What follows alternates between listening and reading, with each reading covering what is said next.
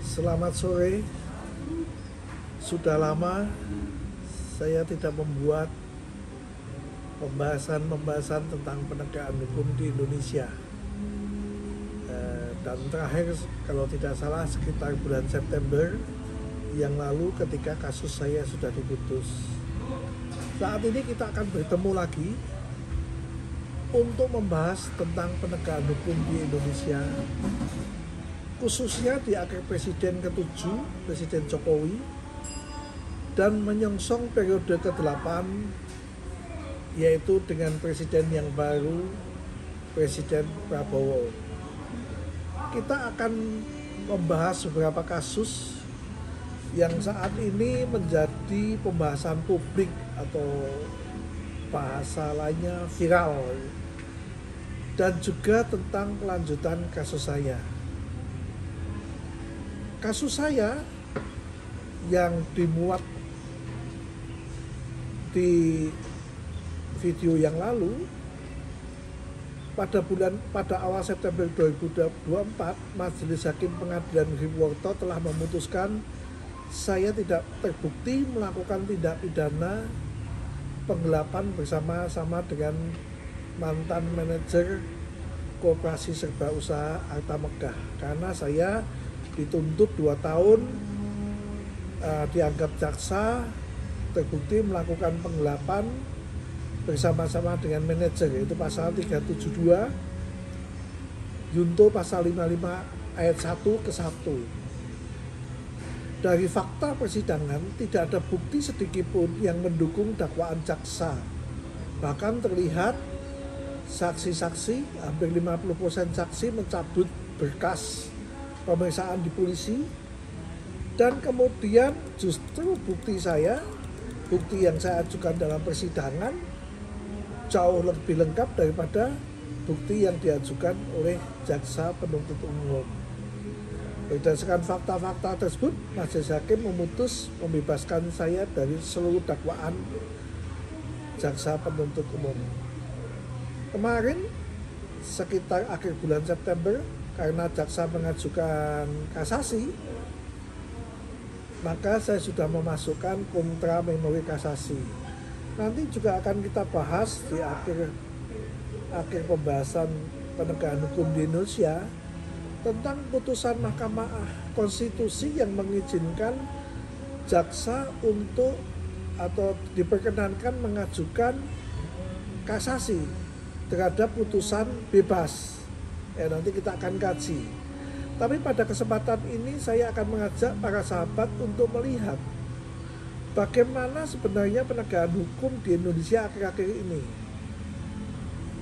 Seringkali kita disajikan dengan berita-berita seolah-olah terjadi permainan hukum dalam proses penegakan hukum. Sehingga saat ini saya akan mencoba mengajak di mana letak permainan hukum bisa terjadi dan bagaimana lembaga-lembaga penegak hukum menjalankan fungsinya. Oleh karena itu saya akan mencoba mengajak membahas kasus satu persatu yang sedang viral, tanpa maksud untuk melakukan campur tangan ke dalam penanganan kasus tersebut, karena saya tidak mendapat kuasa untuk menangani kasus tersebut, dan tanpa maksud pula menyudutkan pihak-pihak yang terlibat. Namun semata-mata saya akan bercerita menurut analisis dan pendapat saya selaku advokat yang sudah menekuni cukup lama, selama 35 tahun, dan bagaimana masa depan penegakan hukum dengan presiden yang baru, yaitu Pak Prabowo yang juga adalah Jenderal TNI, dengan nomenklatur yang baru, dengan penekanan waktu pengambilan sumpah akan dilakukan penegakan hukum. Ada beberapa kasus yang akan coba kita pilah-pilah, kita bahas, saya akan sajikan analisa. Misalnya tentang kasus Vina yang saat ini masuk ke tahap peninjauan kembali. Kedua, kasus Landak Jawa, Pak Nyoman yang menjadi terdakwa. lalu kasus lingkungan hidup di Jepara, lalu kasus anak Alif Maulana yang meninggal, kemudian ditemukan 7 jenazah di Kali Bekasi, kemudian yang sedang ramai lagi kasus guru honorer Supriyani dari Sulawesi, kemudian kasus Ronald Tanur yang kemudian berujung pada penangkapan mantan pejabat MA karena menerima gratifikasi yang jumlahnya fantastis, hampir 1 triliun. Kemudian kasus mantan ketua KPK Pak Firly, kemudian kasus Cherry di mana jaksa menambah dakwaan tanpa melalui prosedur P19 ya, yang bertentangan dengan saat penahanannya. Kemudian yang terakhir tentunya saya akan coba laporkan tentang kasus saya. Kita akan bahas di mana peran dari komisi-komisi yang dibentuk, Kompolnas, Komisi Kejaksaan, lalu peran Menko Polhukam, lalu bagaimana harapan negara hukum dengan penegakan yang adil.